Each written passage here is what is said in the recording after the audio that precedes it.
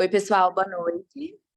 Hoje, dando continuidade às aulas da preceptoria, né, do ano de 2023, nós convidamos Davi Retori novamente, né, ele deu a última aula para nós sobre fundamentos de diálise também, né, sobre os dialisadores, e hoje ele vai falar sobre uma introdução ao transplante, desvendando a sopa de letrinhas inicial, que é uma coisa que ele e a Marina, né, preceptores de 2 anos atrás, eles sempre fizeram, eles foram nossos preceptores no transplante, e isso foi muito bom. Então, só para apresentar para vocês, o Davi, ele é formado em nefrologia pela Escola Paulista de Medicina. Ele ficou como preceptor oficial há 2 anos atrás, como eu falei para vocês, e há 3 anos, perdão, e no nosso ano ele foi preceptor do transplante. Hoje ele é pós-graduando da doutora Giana, né, no ambulatório de nefrites, e ele tem como título, né, como preferência, como assunto de preferência, a nefrologia na gestante. Davi, super obrigada, e se eu falei alguma coisa errada, você me corrige. Não, arrasou. Espera aí que eu vou passar você agora para o anfitrião.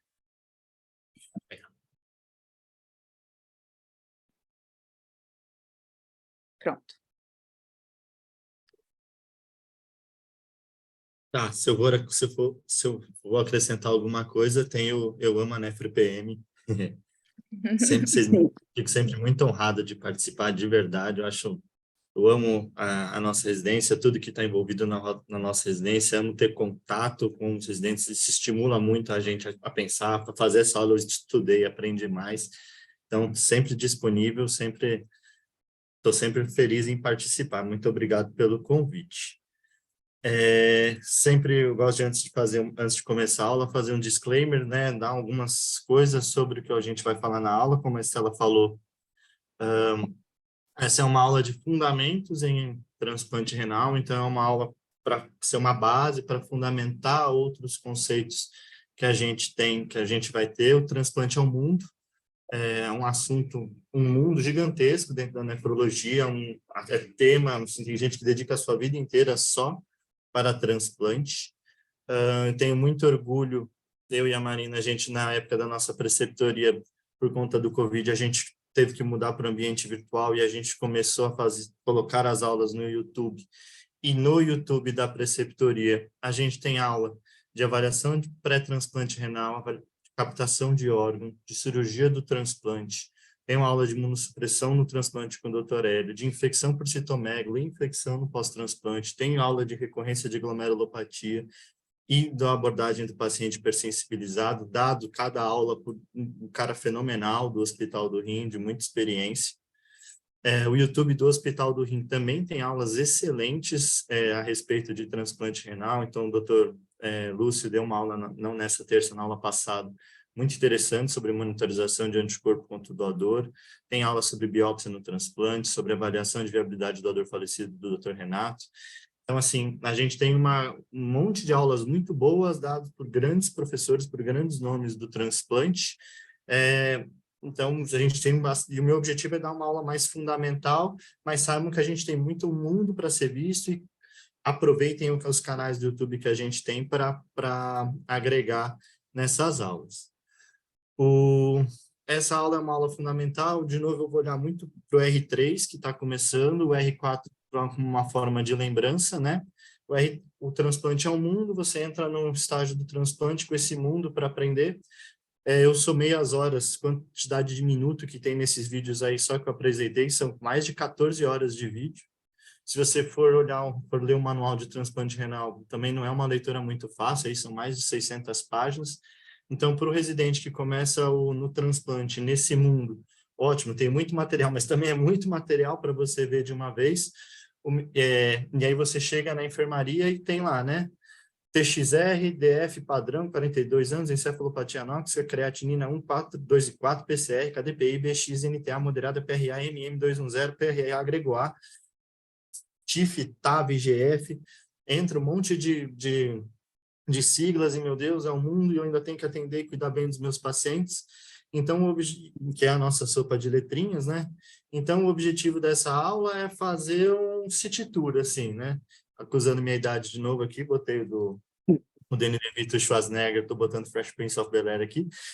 Então, o objetivo dessa aula é fazer um city tour. Eu vou passar por diversos temas de uma maneira não a fundo, tem as aulas que estão entrando em cada tema a fundo, mas para dar um panorama geral do transplante, para fundamentar e a gente conseguir ter um bom primeiro atendimento no R3, e talvez para R4 funcione como um resumo, reviver essa situação para a gente que vai ter o contato lá no Hospital do Rim, no R4 mais perto. Vou falar de transplante, primeira coisa é tem que dar a importância do transplante. Então, vale a pena transplantar? Quando eu comparo pacientes de terapia de substituição renal, pacientes em hemodiálise com pacientes em diálise peritoneal, a gente sabe que não tem diferença de sobrevida a longo prazo. No entanto, quando eu comparo, e esse estudo é do New England de 99, bem antigo, pacientes em hemodiálise com pacientes que receberam um transplante renal, a gente claramente tem um aumento de sobrevida nos pacientes que receberam um transplante. Então, é um desfecho duro, mais importante na medicina de mortalidade. Então, vale a pena? Questão de mortalidade, sim. Mas qualidade de vida também importa. O paciente que transplanta tem melhor qualidade de vida? Também tem estudos. Esse estudo aqui mais recente, do CEJASM de 2021, comparou pacientes que tinham pacientes em diálise no momento do transplante e depois do transplante, quanto a sintomas de fadiga, pele seca, dor muscular, prurido, câimbras, e aqui diversos outros que a gente sabe dos pacientes em hemodiálise, a gente vê que aqueles pacientes que transplantam, 3 meses depois do transplante, já tem uma redução importante dos sintomas. Então, tem uma melhor sobrevida, tem uma melhor qualidade de vida o transplante renal. Mas e o custo? Vale a pena? O custo é sempre uma coisa que importa na saúde, né? Estudo em farmacoeconomia é muito difícil fazer, é muita variável junta, né? A gente tem esse estudo aqui da Transplantation que foi feito lá na Inglaterra, mostrando uma vantagem econômica do transplante sobre hemodiálise. No Brasil não é de meu conhecimento, eu procurei, não achei nenhum estudo de farmacoeconomia no transplante, mas se a gente fizer uma conta rápida, o SUS repassa para a clínica de hemodiálise por paciente R$ 218 por sessão. Se eu faço 3 sessões por mês, 4 vezes por semana, então vai ser um gasto por um paciente em hemodiálise de R$ 2.616 de repasse do SUS. Em um ano, dá R$ 31.392 em repasse em hemodiálise. O SUS paga pelo procedimento de transplante de doador falecido R$ 21.000. Claro que aí vai ter os custos das medicações, das consultas, das intercorrências, mas esses 31 mil aqui, ano que vem vão ser 60 mil, que ano que vem vão ser 90 mil. Então, tem um ponto que o transplante acaba tendo um custo maior por conta da cirurgia, mas a diálise é um custo contínuo, e aí, a partir daí, o custo do transplante não é tão maior, e a partir de um momento, o custo do transplante é menor do que o custo da hemodiálise. Além disso, a gente sabe que os pacientes em hemodiálise, eles recebem auxílio-doença, são afastados de suas atividades profissionais, recebendo um benefício financiado pelo governo, e após o transplante, se o paciente não tiver nenhuma outra limitação, muitos deles tornam-se novamente população economicamente ativa, o que é muito interessante para a sociedade como um todo, para a autoestima do paciente, para a questão de custos. Então, é melhor em sobrevida, a gente tem uma melhor evidências em melhor qualidade de vida, e como uma medida de economia para o Estado, é uma medida muito que vale a pena, certo? E a gente está num hospital que é referência mundial para isso. Aqui é uma linha do tempo dos transplantes no Hospital do Rim, ao longo dos anos. Chama a atenção que o Hospital do Rim, o maior número de transplantes em doador vivo no começo da história do Hospital do Rim. Transplante de doador vivo é uma cirurgia eletiva. O doador e o receptor interno, né? Eletivamente interno, a gente sabe que o receptor está bem, a gente sabe que o doador está bem, o rim é um rim saudável, que não passou por nenhum estresse, então tende a funcionar em ser uma internação bem programadinha.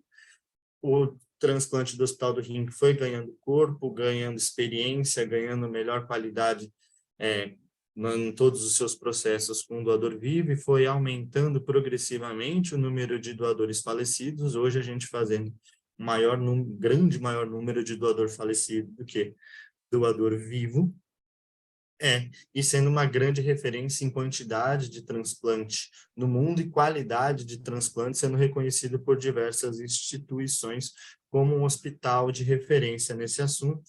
Então, aos residentes, a gente tem o privilégio de estar passando nesse hospital, vem gente de outros países entender como é que funciona o serviço do Hospital do Rim, residentes de outros países. Então, a gente tem que aproveitar muito o serviço que a gente está, o R3, o R4, desfrutem, porque a gente está num lugar muito bom para aprender sobre transplante. Bom, dito esse preâmbulo para valorizar o transplante, vamos então à temida sopa de letrinhas. E, na verdade, quando eu vi a primeira vez, eu me lembro, no começo da R3, eu falei, nossa, acho que eu estou na hematologia e não estou sabendo, porque aqueles R-shop, aqueles esquemas, um monte de siglas, né? Mas igual a hematologia que essas siglas estão contando a história, naturalmente, esse monte de siglas está contando a história do meu paciente transplantado. Então, o que eu vou fazer para desvendar essa sopa de letrinhas é contar a história do paciente transplantado, do doente renal crônico, até receber o seu transplante, e como essas informações são colocadas na história clínica do paciente. Joia? Então, vamos dar início à jornada do paciente doente renal crônico. É elegível para o transplante renal de doador falecido, o paciente pode ser listado para transplante de doador falecido, quando ele tem um clearance menor do que 15 ml minuto em pacientes diabéticos e pediátricos e um clearance menor do que 10 minutos no demais. É um clearance de creatinina medido em urina de 24 horas. Então, tem uma paciente que eu acompanho, ela está num conservador bem pertinho, tinha uma creatinina de 6,8, fez um clearance de creatinina, veio 10,5 ml minuto. 10,5 não é menor do que 10, então ela não pôde ser inscrita no transplante de doador falecido. Mas ela está fazendo exames para receber um transplante de doador vivo, o irmão dela vai doar para ela, porque a gente com clearance menor do que 20 pode encaminhar para o transplante de doador vivo. Então, se o paciente tiver possíveis doadores, eles são encaminhados e já vai começando a fazer os exames para o doador, para o receptor, para ver se está tudo bem para receber o transplante. E aí vem as primeiras siglas que a gente tem na nossa sopa de letrinhas. DV é o doador vivo, DF é o doador falecido. Vou falar mais para frente que existe o doador falecido critério expandido, que é o DSE, que é um tipo de doador falecido que tem algumas particularidades. E quando a gente transplanta antes de entrar em diálise, como talvez aconteça com essa paciente, é um transplante preemptivo, um transplante antes de entrar em hemodiálise. Beleza? Então, nós temos o nosso paciente doente renal crônico, que é elegível para ou com clearance menor do que 20 para vivo, ou clearance menor do que 10 e 15 para transplante de doador falecido. Ele vai marcar uma consulta aqui no prédio anexo, no pré-transplante. Tem uma primeira coisa que o paciente não pode ter uma contraindicação absoluta ao transplante, está mais pormenorizado na aula de avaliação pré-transplante que a doutora Melissa deu no nosso YouTube, para quem quiser ler, tem guidelines. Mas, assim, paciente tem uma neoplasia ativa, uma doença coronariana ativa, uma doença pulmonar limitante, uma baixa expectativa de vida, uma idade muito avançada, é um paciente que não é elegível para o transplante. Ao ser colocado em lista, ao ser listado, ele vai receber um registro, que é o Registro Geral da Central de Transplante de Órgãos, que a sigla é RGCT, e ele pode ser consultado, tanto pelo paciente quanto pelo médico assistente. E aí, nessa primeira consulta, tem alguns passos que vão ser seguidos. Além de, claro, ver se ele é elegível e está em condições clínicas de receber um transplante, a gente tem a determinação do tipo sanguíneo. E a determinação do tipo sanguíneo vão ter duas situações. Para doador falecido, a gente usa a identidade ABO e para doador vivo, a compatibilidade ABO. Qual que é a diferença? No doador falecido, se o O, quem é O, doar para todo mundo, quem está listado esperando um rim O vai ser prejudicado, né? Por outro lado, aquele que é AB vai receber um rim de todo mundo e os outros vão ficar prejudicados. Então, por uma questão de justiça, é o A doa para o A, o B para o B, o O para o O, o AB para o AB, na questão de doador falecido. Nos pacientes com doador vivo, aí eu vou doar para o meu irmão. Então, é um problema entre meu e meu irmão, então a compatibilidade ABO aí pode ser aplicado, tá? O fator RH importa? Então, A positivo e A negativo, O positivo e O negativo, por quê? Isso aí, se eu estivesse na sala, eu perguntava, mas não vou expor ninguém. Não, o ABO está presente em todas as células nossas. Então, tem na hemácia, mas tem nas outras células. O fator RH só tem na hemácia. E a gente não transplanta hemácia, a gente transplanta o rim. Até isso, posso estar cometendo aí algum erro, mas pacientes que são testemunhas de Jeová, tem essa religião, testemunha de Jeová, essa crença, eles não transfundem sangue, mas eles recebem rim. Eles aceitam receber o transplante de rim porque o rim vem sem sangue, tá? Então, o fator RH não importa porque é uma coisa exclusiva a um antígeno de hemácia e a gente não transplanta hemácia. Beleza? Então, determinei meu tipo sanguíneo.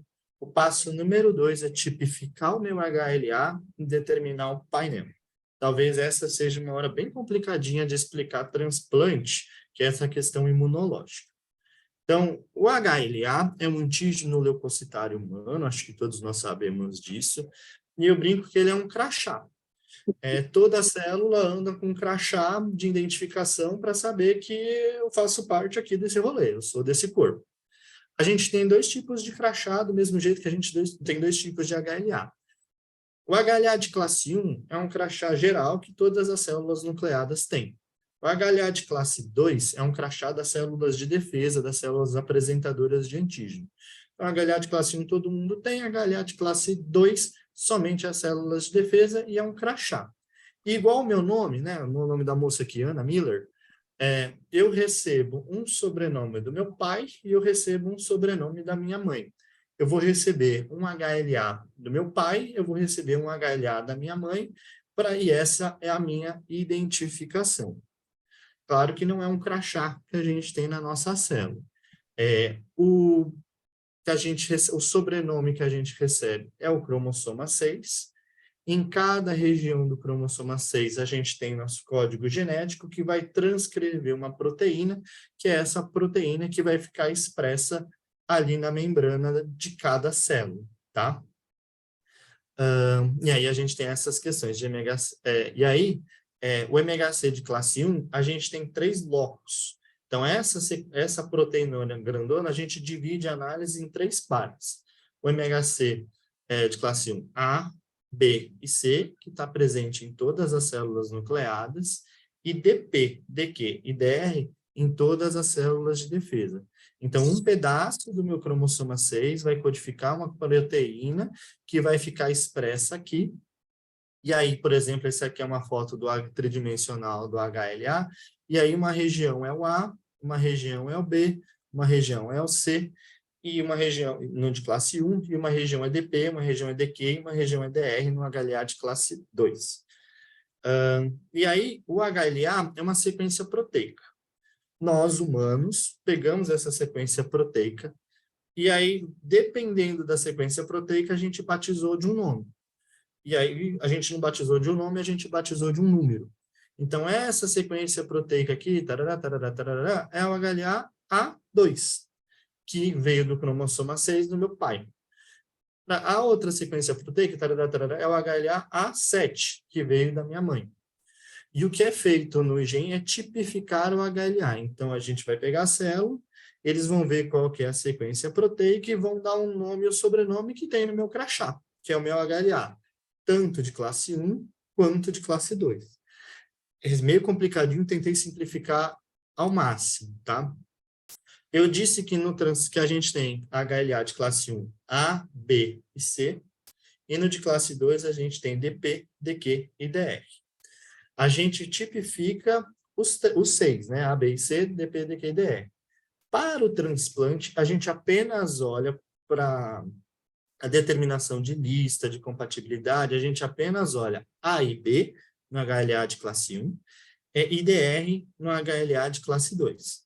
Então, estou pegando, abri o RGCT de um paciente aqui, o tipo sanguíneo dele é O, e aí ele foi lá no IgEN e tipificou. Então, em A, ele recebeu 11, um sobrenome 11 da mãe e o sobrenome 32 do pai. Recebeu 41 da mãe, 35 do pai, e é isso. No transplante hoje de rim, não é uma fila indiana. O paciente não fica, eu estou na fila 3.500, então vou esperar. Não, é por compatibilidade. Então, eu vou explicar mais para frente com mais calma, mas quanto mais parecido for os meus sobrenomes, os meus HLAs 11, 32, 41, 35, mais chance eu tenho de transplantar. Uma observação, no transplante de pâncreas-rim, que é o transplante duplo, então eu vou entrar para receber o pâncreas e o rim ao mesmo tempo, do mesmo doador, aí é uma outra fila, é um outro registro, e aí ainda é fila indiana.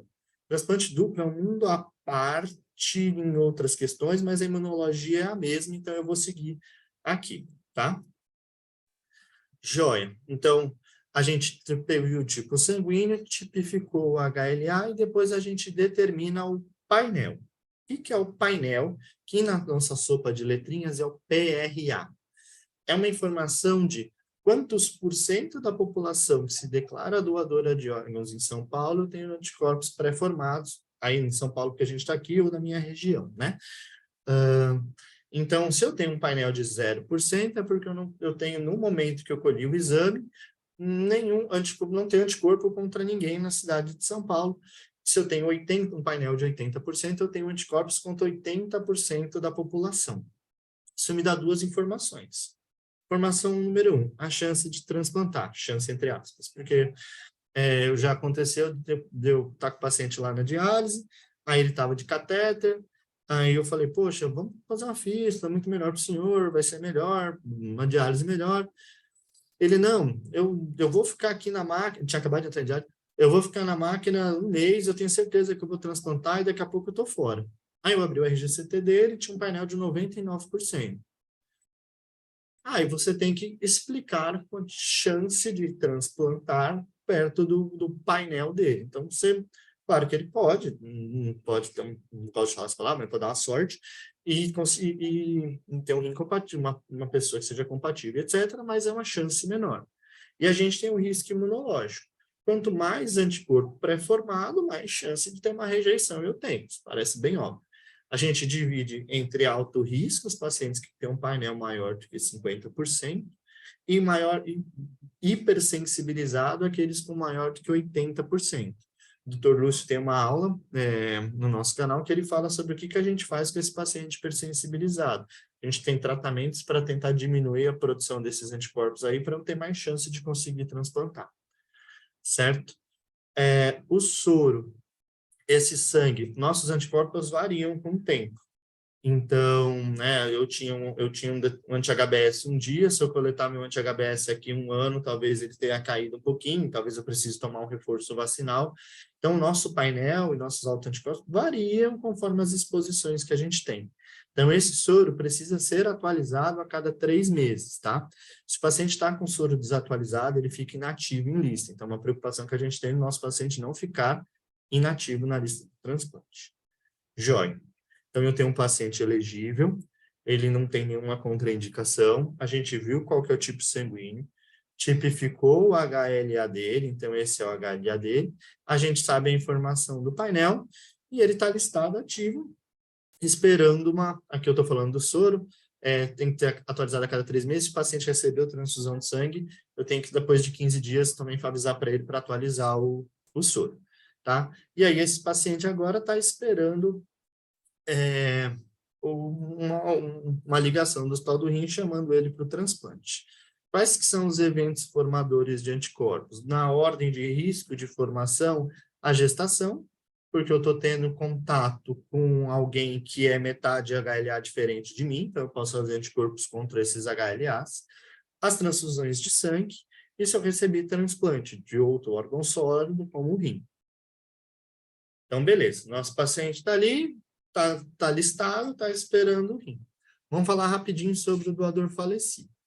A morte encefálica é de notificação compulsória, a suspeita já é, e a gente tem que notificar uma organização de procura de órgãos. Em São Paulo, as organizações de procura de órgãos são divididas por regiões. A região central e norte é a OPO Santa Casa, a região oeste é a OPO USP, a OPO HC, desculpa, a zona leste é a OPO Dante e a zona sul e litoral de São Paulo é a OPO Unifesp. Então, se eu estou num hospital na zona sul e existe uma suspeita de morte encefálica, eu entro em contato com a imunização de procura de órgãos da Unifesp, se eu estou aqui na zona sul, a OPO vai me ajudar na condução do caso na condução desse diagnóstico de morte encefálica com os critérios. Se for necessário, eles ajudam até com propedêutica armada, com os exames, em todo esse processo e fazem a captação dos órgãos se essa morte encefálica realmente acontecer e houver a doação.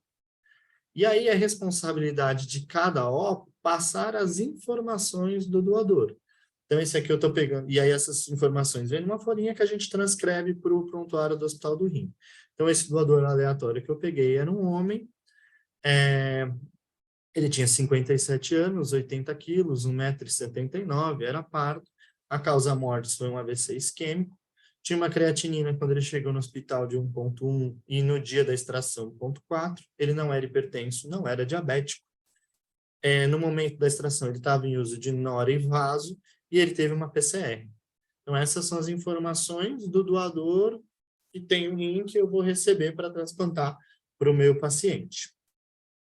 E a partir dos dados do doador, a gente tem essa definição de um doador padrão, beleza? E um doador critério expandido. A gente chama, no Hospital do Rim, de doador critério expandido aqueles que têm mais do que 60 anos, ou que têm mais do que 50 anos e foram vítimas de um AVC, a causa-morte foi um AVC hemorrágico, ou mais de 50 anos e era hipertenso, ou mais de 50 anos e tinha uma creatinina maior do que 1,5 como creatinina final. Joia.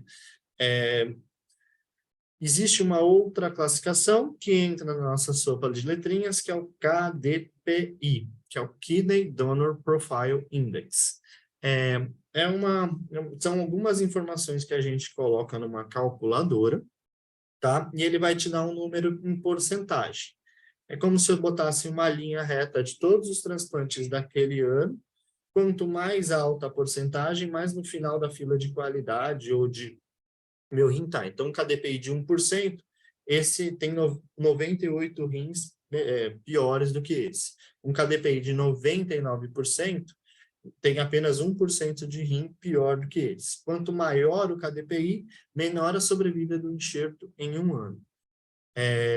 Nos Estados Unidos, eles usam isso para alocação. Então, eles veem qual que é a sobrevida do enxerto pelo KDPI e eles tentam cruzar com uma expectativa de vida do paciente. Então, se eu tenho um KDPI alto, eu vou dar para um paciente que tem uma...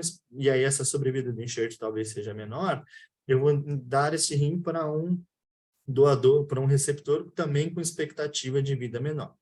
No Brasil, a gente ainda não usa o KDPI como uma métrica para quem que eu vou dar no meu rim, mas é uma informação importante também de qualidade do meu rim, certo? E essa é a questão. O doador, qual que é a ideia do raciocínio? O doador, eu brinco que e aí, me perdoe assim, mas o doador é como se eu receber um rim transplantado, é como se eu recebesse um carro usado, então eu estivesse comprando um carro usado, tá? Eu posso comprar um carro seminovo, um HB20, 8.000 quilômetros rodados, e eu posso comprar uma Brasília amarela, 200.000 quilômetros rodados. Se eu comprar a Brasília, eu não vou passar em buraco, eu vou deixar as revisões todas em dia, eu vou tomar todo o cuidadinho do mundo, porque eu sei que eu estou com um carrinho mais velhinho, né? Se eu recebo um HB20, eu fico mais tranquilo um pouco, porque esse carrinho vai durar mais tempo.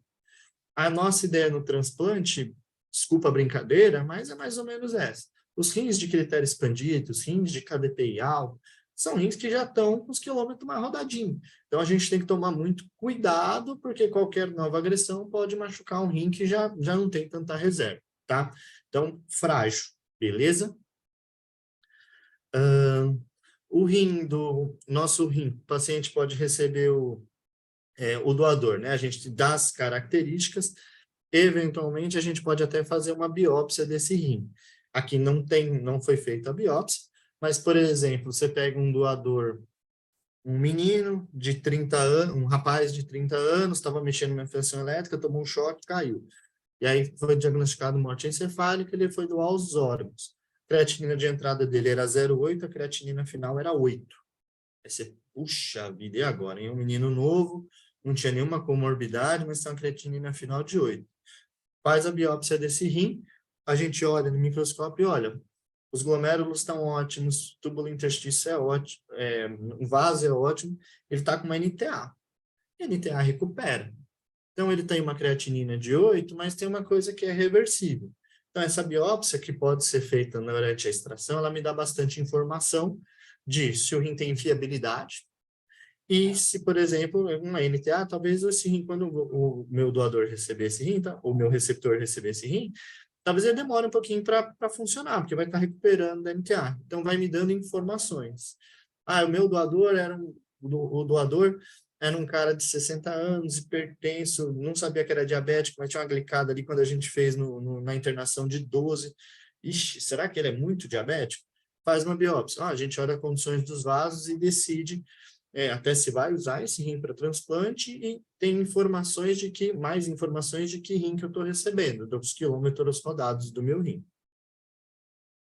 Joia. Então, eu tenho meu paciente esperando o rim, e aí eu tenho meu doador que está ali. A gente recebeu esse rim que a Opel pegou. E aí, como é que se convoca o paciente?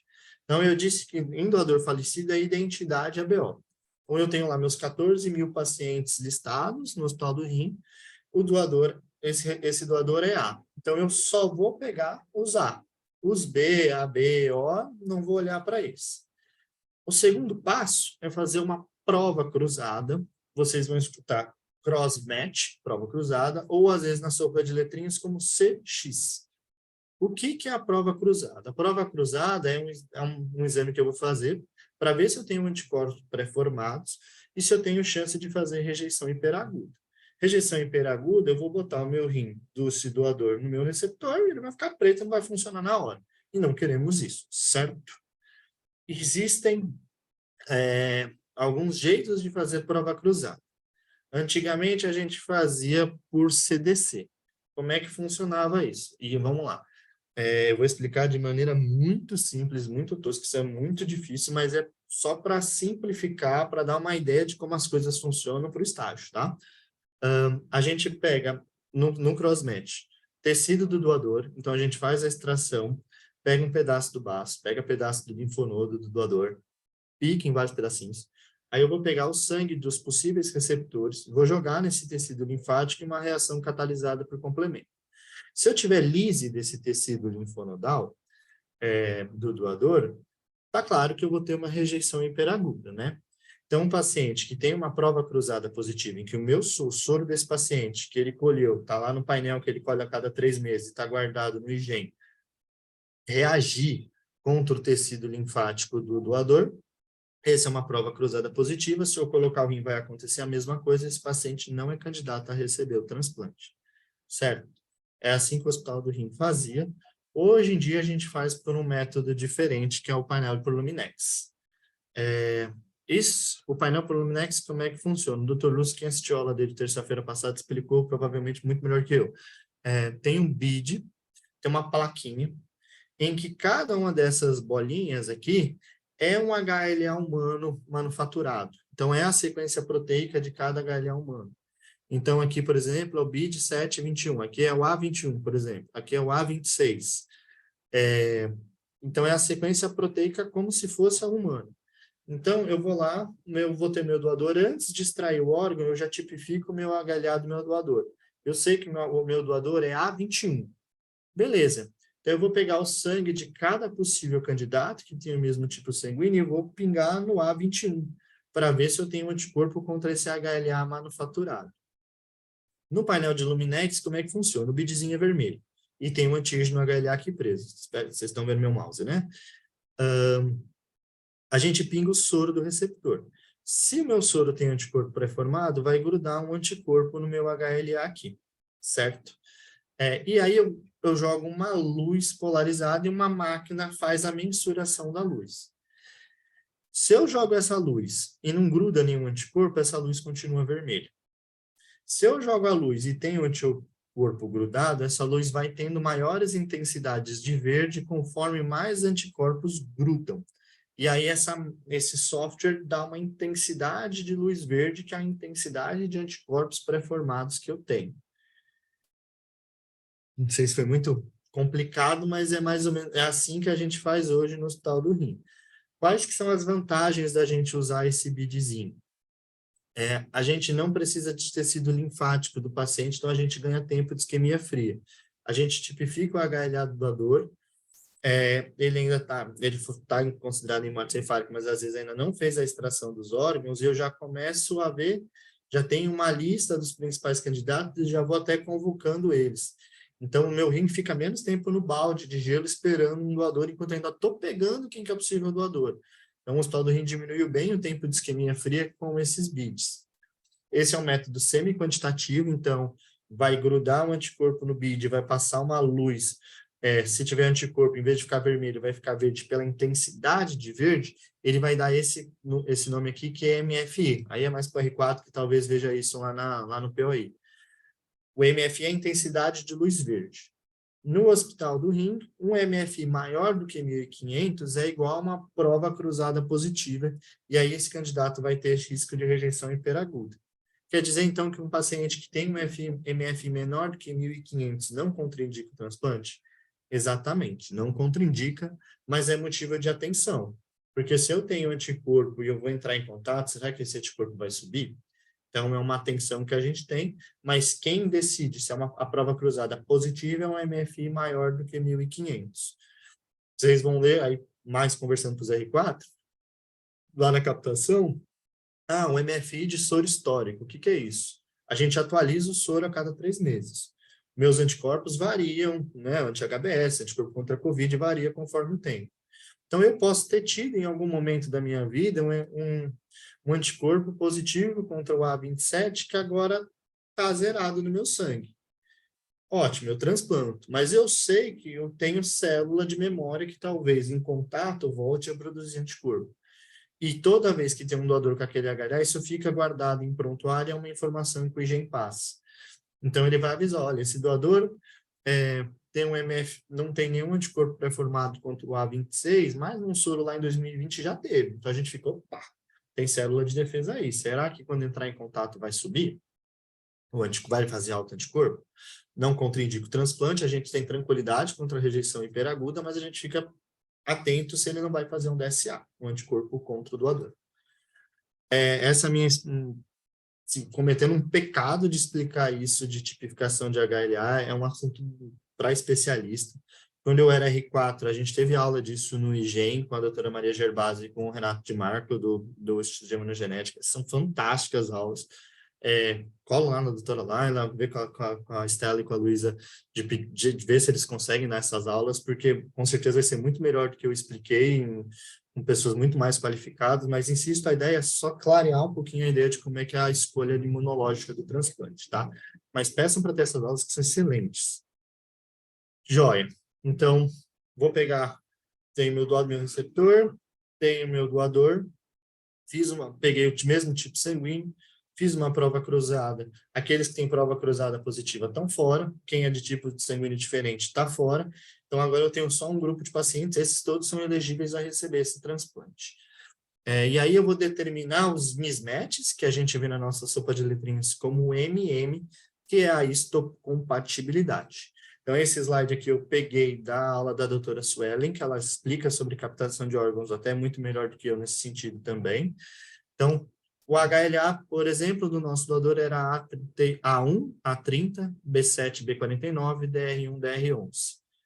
Tem na minha listagem um receptor que é idêntico. Então, ele não tem nenhum mismatch. Esse paciente aqui, ele é tudo igual, mas o B, ele tem um B18, não tem um B49. Então, ele tem um mismatch. E ele tem um mismatch em B. E aí, a gente, por quantidades de mismatches, cada mismatch tem uma pontuação, já vou falar sobre isso, a gente determina a classificação. Então, Esse cara tem os sobrenomes mais parecidos com o meu, tenho menos chance de fazer um anticorpo contra um sobrenome que não é o meu, então esse cara vai ficar na frente por histocompatibilidade. Mas uma coisa que a gente tem que prestar atenção é que quem conta mais pontos, está aqui na classificação, é o mismatch em DR, que é um MHC de classe 2. Então, a gente sabe que pacientes com mismatch em DR têm muito mais chance de fazer autoanticorpo, muito mais chance de rejeição. Então, A vale menos ponto, B vale menos ponto, DR é o que vale mais ponto de incompatibilidade. Então, eu vou olhar as compatibilidades sabendo que o principal, para ser bem resumido, é não ter nenhum mismatch em DR. Se eu não tenho nenhum mismatch em DR, eu já subo bem na lista. Certo? Então, quem é 000 por um risco imunológico está de boa, ele é muito parecido. Quem é 1112 não está tão de boa, principalmente porque ele tem 2 mismatches em DR. É muito pouco provável que em São Paulo, com a quantidade de listados que a gente tem, a gente transplante um paciente assim, tá? A não ser que ele seja priorizado. O que é a priorização? Então, pegou A, mesmo tipo sanguíneo, pum. Prova cruzada negativa, então quem tem prova cruzada positiva saiu. Eu vou ver quem é mais parecido por ABO, por A, B e DR, e aí eu tenho uma classificação. Tem alguns critérios de desempate, tipo tempo de lista, etc., mas aí eu tenho a minha lista. Formou minha lista, tem alguns pacientes que são priorizados. E aí, no nosso cuidado lá na enfermaria do transplante, esse é um cara que quem são os priorizados para transplante renal? O doador de rim. Então, eu doei o rim para o meu irmão e aconteceu de eu ficar doente renal crônico em diálise. Pô, bicho, eu doei o rim para alguém. Então, eu, entre várias aspas, furo fila. Então, se eu não tiver uma prova cruzada positiva, eu subo e eu sou um primeiro colocado acima da histocompatibilidade porque eu doei um rim para o meu irmão. Quem é receptor de outro órgão sólido? Então, receptor de transplante cardíaco, transplante hepático, é um paciente já que tem uma imunossupressão, é um paciente que já usa a imunossupressão que vai ser muito parecida com a do transplante, então esse paciente também fura fila. Pacientes com falência de acesso vascular, que é definida por trombose de cava superior ou contraindicação, e a contraindicação de verdade não é a casa dele tem um mofinho, não, ele não pode fazer DP ou falhou em diálise peritoneal. Então, o paciente tem documentada a trombose de cava superior, o vascular tem que escrever isso também, e por algum motivo não está dando certo a DP. Então, eu estou ficando sem acesso para dialisar, provavelmente estou com catéteres na perna, mas se eu tiver com catéter na jugular com a trombose de cava, aquele que está empurrado, não tem problema, ele tem que ter só a trombose. Então, esse paciente, eu preciso agilizar o transplante dele, senão ele vai ficar sem acesso. Então, ele fura a fila. E câmara técnica são situações especiais que eu vou justificar para o central de transplante que esse cara precisa transplantar logo. Um exemplo é, o paciente às vezes está em diálise há 10 anos. Aí ele fica com anúrico há 10 anos, a bexiguinha dele fica pequenininha. Aí o pessoal do transplante fala, ixi, ó, se a gente transplantar, essa bexiga não vai aguentar receber xixi, ela está muito tempo pequenininha. Aí eles ficam infundindo líquido na bexiga e faz uma ampliação vesical, para a bexiga acostumar a guardar xixi de novo. Se eu não transplantar logo, ela vai ficar pequenininha de novo. Então, a gente avisa, ó, fizemos uma ampliação vesical, então esse cara precisa transplantar para encher essa bexiga para não perder a cirurgia. Aí a Câmara Técnica autoriza e esse paciente fica priorizado. A priorização, por exemplo, de falência de acesso, ela tem que ficar sempre sendo renovada, tá? Então, dando um exemplo aqui do prontuário, o receptor, o doador era 2530, o receptor 2331. Então, não tinha nenhuma compatibilidade em A, ele tem 2 mismatches em A. O receptor era 5146, aqui ficaram com preguiça, 5146, nenhum mismatch em B. E aqui 13030, nenhum mismatch em DR. Então, esse paciente tem 2 mismatches em A, nenhum mismatch em B, nenhum mismatch em DR, e foi ele que recebeu o órgão desse doador. Falando de imunologia do doador vivo, a gente divide os doadores vivos em HLA1, que são os idênticos, que o HLA idêntico, que é o mesmo, igualzinho, que aí provavelmente muito provavelmente vai ser o irmão, porque recebeu o mesmo do pai e da mãe. O HLA tipo 2 é o haploidêntico, que provavelmente são os pais, que eu recebi metade do pai e metade não vai bater porque é o da mãe, então nunca vai ser igual ao HLA. E o HLA tipo 3 é o distinto, é quando não bate nada, que pode ser, por exemplo, a esposa, ou às vezes um primo, que pode doar também. Beleza. Vamos falar sobre a cirurgia do transplante renal. Então, tem doador, temos um receptor, temos um doador, foi listado como é que funciona a cirurgia. O enxerto renal fica na fossa ilíaca direita por uma facilidade anatômica vascular, você vê que os vasos ilíacos são mais lateralizados no lado direito. Quando que não vai ser na direita? Se eu já tiver um rim na direita, então um retransplante, aí óbvio vai ser na esquerda. Se todos os pacientes fazem angiotensina de vasos, se ele tiver um vaso ruim na direita, então muita calcificação, ou pacientes com história de catéter femoral direito. O Patavino, na aula tá no YouTube de cirurgia do transplante renal, ele fala que às vezes a angiotensina é normal, mas na hora de rafiar, de dar ponto, a veia fica ruim. A artéria e a veia ficam, no caso do acesso, né, a veia fica ruim para dar ponto. Então, é sempre na direita, a não ser que tenha um rim, que o vaso seja ruim ou que eu tenha histórica de catéter. O transplante renal, ele tem localização extraperitoneal, não invade cavidade peritoneal. Quando invade, eles descrevem na cirurgia. Já recebemos pacientes lá na época que a gente estava na preceptoria do transplante, veio o cara, paciente transplantado, nas hipóteses é um abdômen agudo obstrutivo. A gente perguntou, vixe, mas o que ele já fez cirurgia? O cara, transplante. A gente, cara, mas transplante normalmente não entra em cavidade abdominal, não sei se é uma boa causa para abdômen agudo obstrutivo. Vamos procurar outra coisa, certo? A anastomose vascular, como é que eu vou dar o ponto, a artéria renal do paciente? Normalmente vai no receptor em ilíaca externa, se não der para ser na ilíaca externa, em ilíaca interna, se não der em ilíaca comum.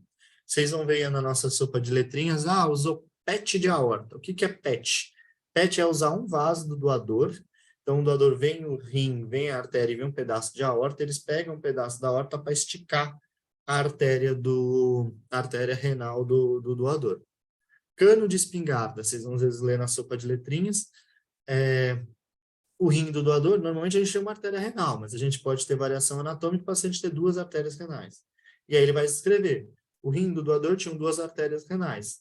A gente pode ter ligado as duas artérias renais, ou eu posso juntar as duas artérias renais, que nem essa espingardinha aqui, e elas estão no mesmo lugar. Essa informação é importante, porque se eu for pedir um Doppler, é interessante eu avisar para o cara que vai fazer o Doppler que tem duas artérias para ele fazer o Doppler, certo? É uma informação importante para a radiologia. Às vezes a artéria é muito pequenininha, o cara não consegue ver, mas ele procura. A anastomose ureteral, a gente tem 3 tipos, que é o Lynch-Gregoire, o politano e a pieloplastia. De maneira muito básica, tá? Tem 2 aulas sobre a cirurgia do transplante no nosso canal. Lynch-Gregoire é uma sutura mais simples, mais rápida, é o que habitualmente faz no Hospital do Rim. A politano, eles fazem um mecanismo de válvula, é uma cirurgia um pouco mais trabalhosa e a gente reserva ou para algum ureter que não estava com qualidade muito boa ou a bexiga do paciente não tinha uma qualidade muito boa. E aí, isso aqui diminui o risco de fístula urinária, desse pontinho do ureter soltar da bexiga e começar a cair xixi na cavidade abdominal. E pieloplastia, quando por algum motivo eu preciso também alongar o meu ureter. Igual o PET de aorta, eu posso pegar o ureter, aí eu pego o do receptor, normalmente o paciente é anúrico, então não vai fazer falta. Clampei aqui, né, dá um pontinho nesse ureter, fecha, pega um pedaço do ureter para esticar. Então, o Gregoire é o habitual, politano, uma cirurgia com válvula para bexiga, ureter que não está tão legal, pieloplastia, precisei alongar o meu ureter. Tirei o rim do doador, foi para o balde de gelo. Até o momento que eu desclampeio, isso conta o tempo de isquemia fria, tá? Quanto maior o tempo de isquemia fria, óbvio, mais inflamação nesse rim, mais dano. Então, quanto menor o tempo de isquemia fria, melhor. Menos do que 20 horas está muito bom. A média do Hospital do Rim, a última vez que eu vi, era umas 24 horas, tá? Essa aqui é uma máquina de reperfusão. Aí, no Hospital do Rim não tem, eu sei que no Einstein tem. O rim fica reperfundindo dentro dessa máquina, aí os tempos de isquemia fria pode ir bem maior, porque ele está reperfundindo dentro dessa máquina. Fiz a cirurgia, desclampeei, o rim pode já funcionar de imediato, logo no pós-operatório, já começar a fazer xixi, creatinina começar a cair, e isso é IGF, na nossa sopa de letrinhas, Immediate Graft Function. Se o paciente precisa de necessidade de diálise na primeira semana depois do transplante, aí ele tem uma DGF, ele tem uma Delayed Graft Function. E a gente sabe que rins que tiveram DGF também tem uma expectativa, uma sobrevida menor. Legal. Falei mais ou menos tudo sobre a sopa de letrinhas, então vamos ver, quem sabe faz ao vivo. Esse paciente que eu dei de exemplo, há um doador falecido padrão. Aqui são as características dele, ele tinha 42 anos, encefalopatia anóxica, a creatinina da entrada era 1,4, no dia da extração 2,41. Esse paciente teve uma PCR de 90 minutos, o KDPI, o Kidney Donor Profile Index dele é de 40%.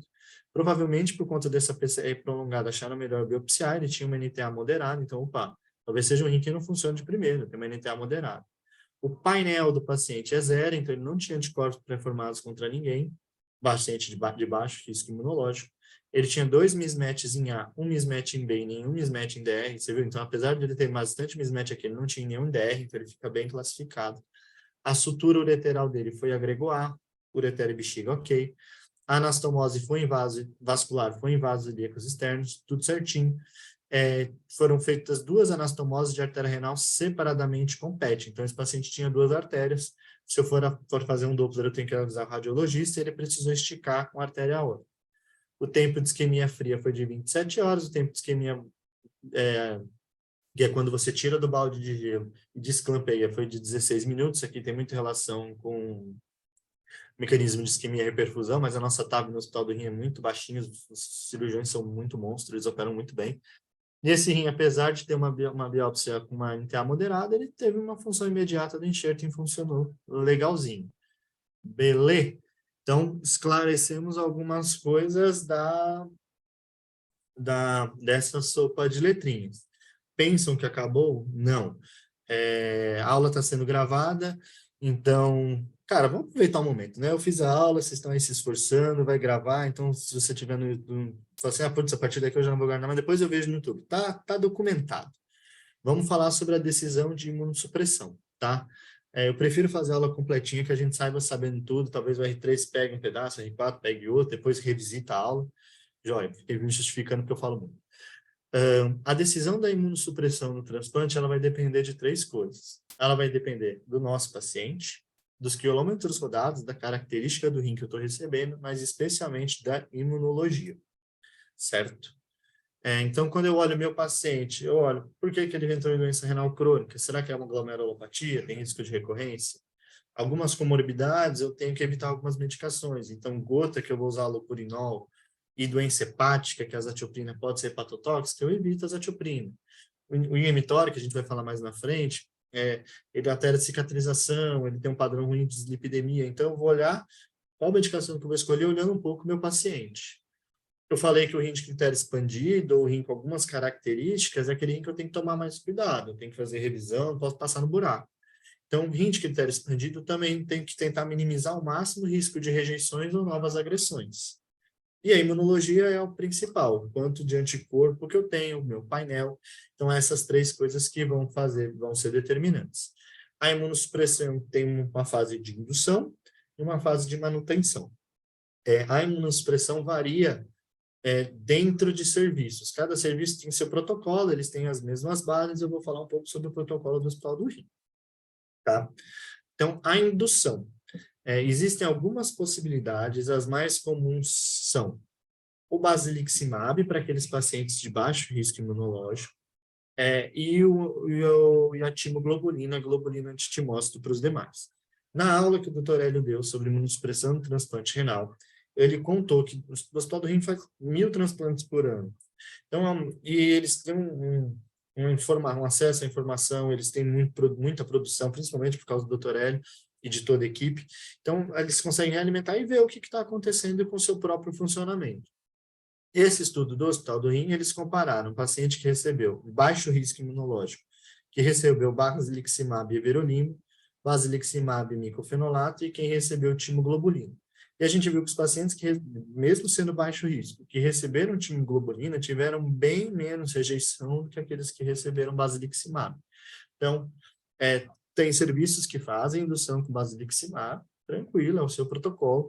O Hospital do Rim, por estudos internos, viu que opta por fazer timoglobulina para todos os pacientes como indução, certo? Outra particularidade do Hospital do Rim é, a maioria dos serviços faz a timoglobulina 6 miligramas por quilo. Também, num estudo dentro do Hospital do Rim, a gente foi ver, se eu der uma dose menor de timoglobulina, será que eu não tenho prejuízo quanto à rejeição e evito ter infecção por citomegalovírus, que é uma infecção muito relacionada à imunossupressão? E o que a gente viu foi que os pacientes que receberam uma dose reduzida não tiveram mais rejeição e tiveram menos infecção por CMV. Então, no Hospital do Rim, os pacientes recebem como indução timoglobulina 3 miligramas por quilo, tá? E aí vem a terapia de manutenção. Para os R3, R4, não sei se você já... Cara, eu adoro esses blogs, o Renal Fellow Network e o NFJC, são 2 blogs americanos que têm conteúdo muito legal, tudo gratuito, à vontade. E o NFJC tem essa seção Landmark Trials In. Então, ele pega os principais trials em membranose, ele vai contando um estudo por um estudo, tem essa linha do tempo, e ele vai comentando os estudos. Recomendo muito a leitura desse Landmark Trials em transplante, imunossupressão no transplante, como uma primeira leitura. Claro, tem que ler todos os artigos, e eu vou destacar aqui alguns dessa história para justificar quais são as imunossupressões que a gente usa de manutenção. Então, em 2007, a gente teve um estudo que foi um divisor de águas no transplante, que foi o Symphony. O Dr. L é um dos principais autores desse estudo, o Hospital do Rim fez parte. À época, a ciclosporina era a medicação mais usada no transplante. A gente comparou a dose que usava de ciclosporina com uma dose menor de ciclosporina, para reduzir evento adverso, com uma dose baixa de tacrolimus, com uma dose baixa de sirolimus associada ao micofenolato. Esse estudo aqui, a gente viu que os pacientes que receberam dose baixa de tacrolimus tiveram menos rejeição e maior sobrevida do enxerto em 1 ano. Então, desde 2007, do Lynch Symphony, a gente viu que tacrolimus, é uma medicação carro-chefe no transplante, tá? Em 2008, teve o Freedom, que a gente comparou os pacientes ficarem depois do transplante com corticoide, receber corticoide e tentar tirar rapidinho, e deixar-se totalmente sem corticoide. Nesse estudo, os pacientes que ficaram totalmente sem corticoide tiveram mais eventos de rejeição. Não teve impacto em função renal do enxerto a longo prazo, mas tiveram mais rejeição. Por isso que no Hospital do Rim, os pacientes recebem 30 miligramas de prednisona VO e faz um desmame a 5 miligramas no primeiro mês e depois fica com 5 miligramas o tempo todo. E aí, o último estudo que eu gostaria de destacar, eu acho que esses 3, assim, são pilar que tem que ler, é o Transform. Esse é o maior estudo em imunossupressão em transplante hoje. O Dr. L e o Hospital do Rim fizeram parte também, em que a gente comparou o inibidor de calcineurina com tacrolimus, que era a imunossupressão padrão à época, com o tacrolimus e everolimus, que é um inibidor de mTOR, é um outro imunossupressor em pacientes de baixo risco imunológico, em que não houve diferença entre rejeição e sobrevida do enxerto, e houve um melhor perfil de redução de infecção naqueles pacientes que recebiam everolimus. Então, depois do Transform, a gente teve uma segurança ainda maior de usar o Ziemitor como uma medicação, sabendo desse perfil bom para infecção. Legal. Então, tudo isso que eu contei, resumidamente, para o R3, que vai começar segunda-feira no transplante. Hoje, todo mundo recebe tacrolimus, tá? Não sei que tem uma particularidade muito importante, mas tacrolimus, desde o Symphony, é carro-chefe. No Hospital do Rim, prednisona começa 30 miligramas e no primeiro mês desmama até 5 e fica 5 para sempre. E todo mundo vai receber uma terceira droga. Quando a gente fala, tira a terceira droga. Então, a terceira droga pode ser azatioprina, pode ser micofenolato, pode ser sirolimus ou everolimus, que são o Liemitor. Observação sobre os nossos protocolos. Os pacientes recebem Bactrim. Bactrim é uma quimioprofilaxia, evita pneumocistose, evita neurotóxico, é uma profilaxia para infecção urinária. Varia o protocolo de serviço, tem serviço que toma 3 meses, tem serviço que toma 6 meses, tem serviço que toma 1 ano de Bactrim. O Hospital do Rim entende que a gente vive num país que tem muita infecção, então a gente mantém o Bactrim pela vida toda, a não ser que o paciente tenha algum efeito colateral relacionado ao Bactrim, principalmente hipercalemia e mielotoxicidade. Então, a azatioprina dá mielotoxicidade, junta com o Bactrim, às vezes o paciente fica leucopênico, a gente tira o Bactrim, especialmente depois do primeiro ano. E todos eles recebem um protetor gástrico. Jóia. Então, o paciente fez uma citometria de fluxo, tem um DSA com MF menor que 1.500, ele é candidato a receber o transplante, ele vai receber de indução 3 miligramas por quilo de timoglobulina. Pacientes que são critério expandido, então é o rim rodado, e de alto risco imunológico, paciente que tem maior risco de rejeição, vão receber micofenolato, ponto, tá? Pacientes doador vivo, pacientes de doador padrão e aqueles que são de baixo risco imunológico, hoje, que tem um painel menor do que 80%, podem receber azatioprina ou imitor, ou então o micofenolato, certo? Então, critério expandido, alto risco imunológico, painel alto, micofenolato, tá? E claro que a gente vai adaptando as situações. Então, às vezes o paciente não tem, isso aqui é uma coisa que mudou do protocolo, pacientes que têm um MFI, por exemplo, antigo positivo, pô, um painel baixo, mas meu painel contra a população doadora, que se considera doadora de órgãos do Estado de São Paulo é alto. Beleza, desculpa, é baixo, mas contra o meu receptor eu já tive anticorpo pré-formado? Cara, esse cara, por bom senso, às vezes merece tomar um micofenolato. Então, essa é um guia e essas são as opções que a gente tem de imunossupressor, certo? Falando rapidamente sobre os imunossupressores. O tacrolimus é carinhosamente apelidado de TAC ou FK. FK é o nome formal dele, então é FK 506, por isso que a gente chama de FK. O tacrolimus é carregado por hemoglobina, então variações de hemoglobina vão variar a concentração do tacrolimus, então grandes sangramentos, por exemplo. Os comprimidos são de 1 e 5 miligramas, não pode partir o comprimido do tacrolimus, e a gente toma de 12 em 12 horas, tá?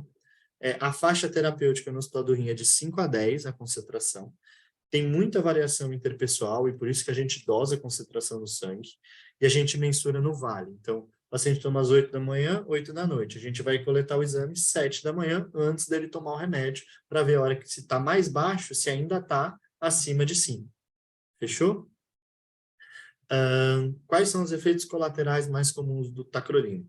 Pode dar alopecia, então às vezes em mulher ela se incomoda bastante, o cabelinho fica meio rarefeito. No sistema nervoso central, dá tremor. O paciente que começa a tomar um tacrolimus normalmente queixa e tem relação com dose. Então chegou o paciente, estou disfuncionado, tem 10 anos de transplante, está tremelicando todo, cara, pensa em intoxicação pelo tacrolimus. Pode dar cefaleia, pode dar pressa. O tacrolimus é vasoconstritor, então pode dar hipertensão, e aí o amlodipino vai muito bem como bloqueador de canal de cálcio. Há um risco maior de desenvolvimento de diabetes pós-transplante, do paciente abrir um quadro de diabetes depois do transplante relacionado ao tacrolimus. O tacrolimus pode dar diarreia, mas muito menos que o micofenolato. E o tacrolimus tem alterações renais. Agudo pelo mesmo motivo, de vasoconstrição. Então, o tacrolimus alto, às vezes a creatinina sobe por vasoconstrição renal. E tem um dano crônico, com lesão endotelial, lesão de vaso e fibrose intersticial e atrofia tubular, que é o IFTA. Pode dar uma TR tipo 4, então um paciente que toma tacrolimus às vezes fica tendendo a hipercalemia, e aí o hidroclorotiazida vai muito bem. E o paciente que toma tacrolimus pode fazer MAT. O paciente provavelmente tem alguma complementopatia, tem alguma alteração do complemento. Tem dois. Então, às vezes ele recebe, começa o tacrolimus, no comecinho do transplante abre uma MAT. Então, é mais do começo do transplante. Agora, com o COVID, a gente tem visto alguns pacientes que fazem MAT depois do COVID. Então, deve somar fator, né? Ele deve ter um fator de risco, ele toma o tacrolimus, às vezes toma o emitor, que também é fator de risco para MAT, e aí tem um evento tipo COVID, e aí desanda e faz uma MAT. Importantes interações medicamentosas do tacrolimus. Os macrolídeos, eritromicina, claritromicina e azitromicina, aumentam a concentração. Os imidazólicos, os antifúngicos, aumentam a concentração. E inibidor de protease aumenta a concentração. Carbamazepina, fenitoína, fenobarbital, ácido valproico e rifampicina reduzem concentração. Então, já aconteceu, eu já vi paciente que chegou, tomava o tacrolimus, aí chegou com creatinina de 3, a creatina basal dele é 1, chegou no ambulatório, creatinina de 3, tacrolimus indetectável. Eu falei, mas totalzinho, você parou de tomar remédio, por que o senhor fez isso? Ele, não parei. Aí eu fui tirando a história com ele, teve uma convulsão única, prescreveram uma fenitoína, não dosou nada, e aí chegou rejeitando. Então a gente tem que tomar cuidado com essas medicações. Eu não posso dar imidazólico, eu não posso dar macrolídeo. Cara, a gente pesa custo-benefício. Tem outra medicação que eu posso dar no lugar que não vai alterar a concentração? Tem. Então prefere. Não, eu tenho que dar um antifúngico para tratar o fungo dele. Beleza, eu luto. Dá o imidazólico e a gente vai atrás arrumando tacrolimus. Certo? O micofenolato de sódio. A gente tem o micofenolato de sódio, MPS, o micofenolato de mofetil, MMF. Então, para pacientes de alto risco imunológico e critério expandido.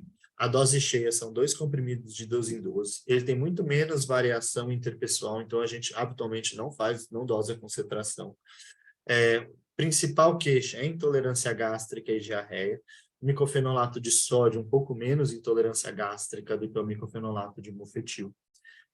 A diarreia tem um pouco de relação de tempo de uso, né? Eu vou falar mais para frente, mas o paciente toma micofenolato há 10 anos, aí ele começa a ter diarreia. É o micofenolato. Pô, bicho, toma há 10 anos, né? Então, eu acho que talvez no comecinho, a gente olha mais no comecinho a diarreia como uma queixa. Ele é um pouquinho mielotóxico, pode causar um pouco de anemia e leucopenia, e aí ele tem um padrão de risco infeccioso um pouquinho maior, principalmente o CMV, junto com a indução de timoglobulina nos 3 primeiros meses de transplante, e pneumocistose e outras infecções. A azatioprina é uma das das primeiras medicações de transplante. Muitos serviços pararam de usar, o Estado do Rio é um lugar que ainda usa muito a azatioprina. Ele é reservado para baixo risco imunológico. A dose é de 1 a 2 miligramas por quilo do paciente. A azatioprina pode cortar o comprimido, não tem problema. As principais preocupações que a gente tem é hepatotoxicidade, então, se o paciente tem algum risco hepático, aí a gente às vezes evita a azatioprina. E a associação com a allopurinol é muito mielotóxica, então, paciente que tem gota, a gente evita a azatioprina também. O sirolimo e aí everolimo também, que são os inibidores da mTOR. Agora eu quero ver quem tem cultura, por que eu botei eu e a Cristina em Vinha del Mar, do lado do Rapa Nui. Por causa disso, né? A rapamicina tem esse nome rapamicina, porque ela foi descoberta na Ilha de Páscoa, e aqui, né, os rapanuis, no chão da Ilha de Páscoa, a gente que descobriu esse coisa que começou sendo usado como antifúngico. Muito interessante, né? Então, é rapamicina por conta do rapanui. Eles hoje são usados reservados para baixo risco imunológico, está tendo estudo para ver se é de segurança em alto risco. A gente tem que dosar a nível sérico, varia muito de paciente para paciente. Os inibidores de mTOR, eles têm algumas preocupações. Então, o paciente que toma mTOR, ele tem uma cicatrização prejudicada. Se for fazer pequenas cirurgias, tranquilo, não precisa suspender o mTOR, mas vai debridar uma lesão grande, às vezes hérnia, algumas cirurgias grandes, a gente tem que suspender o sirolimo ou everolimo por conta da cicatrização. Paciente que fica com comprimido muito tempo na boca também faz úlcera na boca. O sirolimo e everolimo podem dar pneumonite, podem dar linfedema, então a perna fica inchada, lembra um pouquinho do alodipino, e é linfedema. Pode dar proteinúria, é uma lesão podocitária direta, não muito clara ainda, mas o paciente toma everolimo, fica com um pouquinho de proteinúria. Então, às vezes, o paciente que tem uma glomerulopatia, uma GESC, que tem risco de recidivar, a gente às vezes não começa o everolimo, porque eu não vou saber se é o everolimo, se é a GESC que está voltando. Então, a gente escolhe melhor e ele dá hiperlipidemia também. Poxa, então tem um monte de efeito colateral, mas tem coisa boa também. Muitos dos vírus usam a via da rapamicina para se multiplicar. E quando eu tomo o inibidor da via da rapamicina, então o CMV não consegue se multiplicar, o BK vírus, que eu vou falar mais para frente, não consegue se multiplicar. Alguns vírus que induzem câncer, tipo o Epstein-Barr e HPV, também não se multiplicam, e também tem um bom perfil com câncer de pele bem documentado. Então, tem algumas coisas que a gente tem preocupação, mas tem uns benefícios muito bons, principalmente com infecções virais e cânceres relacionados a infecções virais. Então, quem sabe faz ao vivo, vamos lá.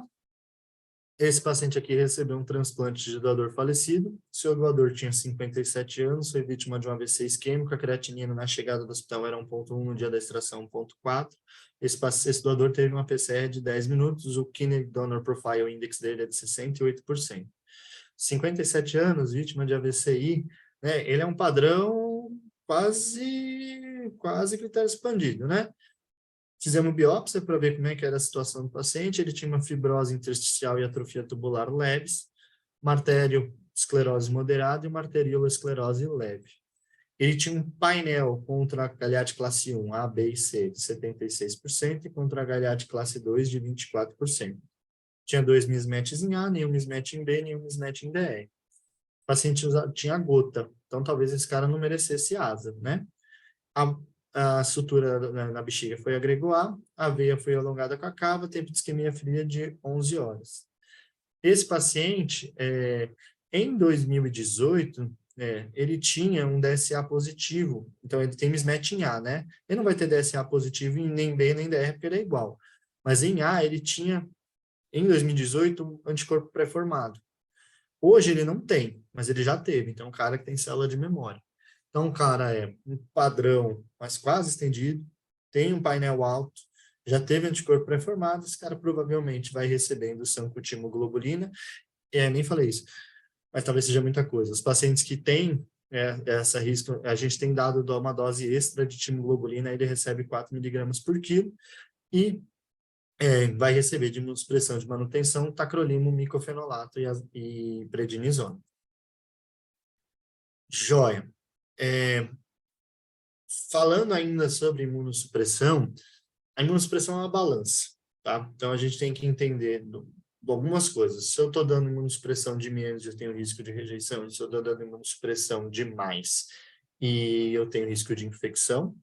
E o tempo de transplante também tem uma coisa muito importante, que é, se eu recebi uma alta dose de transplante, nos transplantes mais recentes, se eu estou recebendo imunossupressão há muito tempo nesses transplantes mais antigos. Então, a gente divide o raciocínio no paciente transplantado, quando a gente olha por idade, em recente, menor do que 2 anos.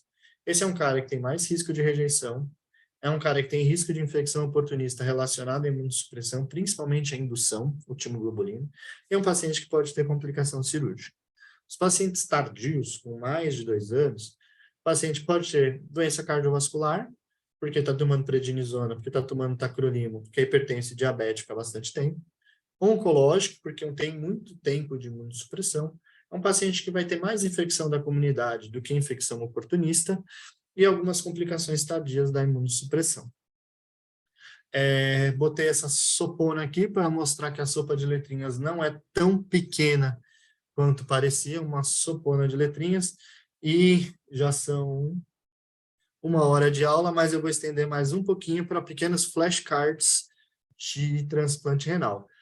Cada assunto que eu vou falar é um tema para uma aula inteira, mas é bate-bola, jogo rápido, para o R3 que vai chegar na enfermaria, só não ficar muito perdido sobre algumas siglas. Então, vamos lá, mais sopão. Chegou o paciente na minha enfermaria, eu sou R3 no meu primeiro dia. Ai, meu Deus, o que eu tenho que saber? Primeira coisa, qual que é a creatinina basal do meu paciente? Esse é o meu ponto de partida, mais importante. A creatinina basal do meu paciente vai depender, a gente já entendeu, do meu doador, do tempo de transplante, conforme o tempo vai passando, eventualmente vão tendo algumas coisas, e as intercorrências que se relacionaram. Então, qual que é a creatinina dos últimos tempos do meu paciente? Como a gente faz no nosso paciente na interconsulta de nefro geral? Uma sigla que aparece é DAI, é a disfunção aguda do enxerto, a piora de função do renal do enxerto. Não tem uma classificação tão boa que nem o CADIGO, às vezes a gente não põe DAI CADIGO 3, não sei porquê, a gente só põe disfunção aguda do enxerto, uma variação aí maior do que 30%, aumento de 0,3, muito parecido com o rim normal. Principais causas que vão chegar de porque o nosso paciente pode ter piorado função renal, pode ter feito uma disfunção aguda do enxerto. A primeira delas é desidratação. O rim não é inervado, óbvio, né?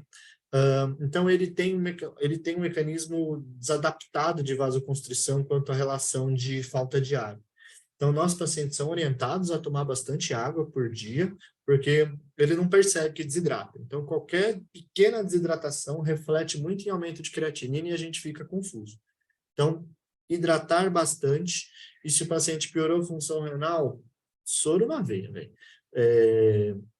Porque eles são muito sensíveis à desidratação. Segunda coisa, olha a concentração do tacrolimus.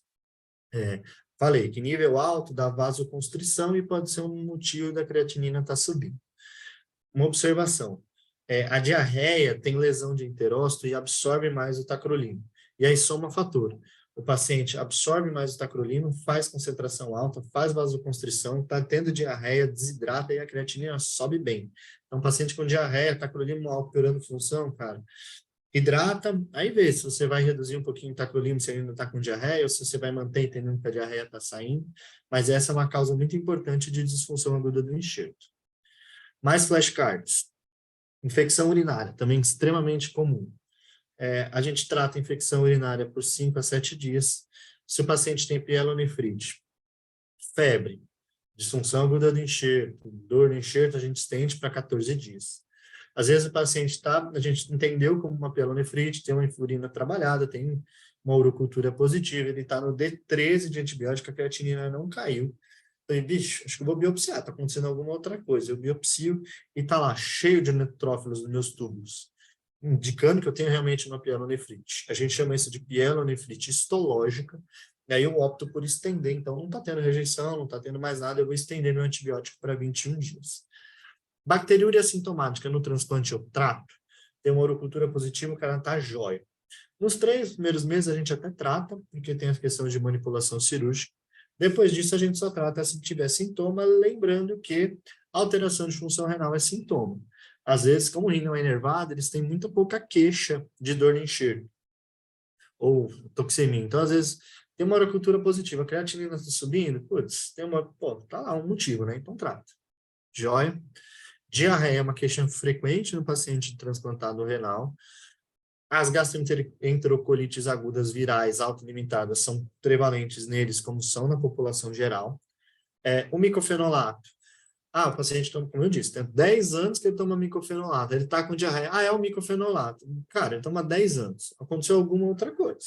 É claro que o micofenolato pode piorar a diarreia, e aí a gente vai olhar a questão imunológica dele e talvez ponderar tirar o micofenolato no momento, se eu já sei que é uma coisa que contribui para a diarreia, então avalie o uso do micofenolato na vigência, pesando o risco imunológico. Outra causa de diarreia é o citomegalovírus. Eu vou falar um pouquinho mais para frente sobre o citomegalovírus rapidinho, mas a gente tem que ver o risco. Então, o paciente tem risco de ter CMV? É alto, é baixo. Se for baixo, talvez seja menos chance de ser um CMV. A gente tem que pensar em infecções oportunistas, como Cryptosporidium, e se tem diarreia, hidrata e vai olhar a concentração do tacrolimus, que às vezes sobe e é um motivo de piorar. Tá? Todo paciente com disfunção aguda do enxerto precisa de Doppler? Cara, a estenose de artéria renal ela acontece em 2 situações. Uma no transplante recente, porque às vezes ou o pontinho ficou muito arrochado, ou a anastomose fica demasiada, ou no tardio por conta de arteriosclerose. O tratamento aí é angioplastar.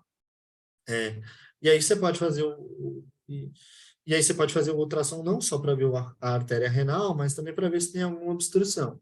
Agora, todo mundo precisa? Checa a necessidade, né? O cara tá desidratado, tendo diarreia, tá querendo tá 20. Trata diarreia, hidrata, às vezes é isso aí, né? Não tem nada a ver com enxerto renal, não precisa fazer um Doppler para esse cara. Se não melhorar, aí você faz, né? Rapidamente, ainda sobre alguns flashcards em transplante renal, CMV. Tem uma aula incrível da doutora Laila no YouTube, vou falar rapidíssimo, tá? Quem que tem risco de ter CMV? Paciente que recebeu a indução de timoglobulina nos 3 primeiros meses, eles estão imunossupressos, especialmente quando estão tomando micofenolato junto, tá?